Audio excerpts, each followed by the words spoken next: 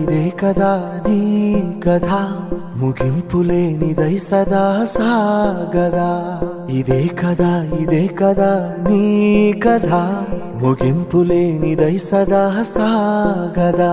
నీ కంటి రెప్పలంచున మనస్సు నిండి పొంగిన ఓ నీటి బిందువే కదా నువ్వెతుకుతున్న సంపద.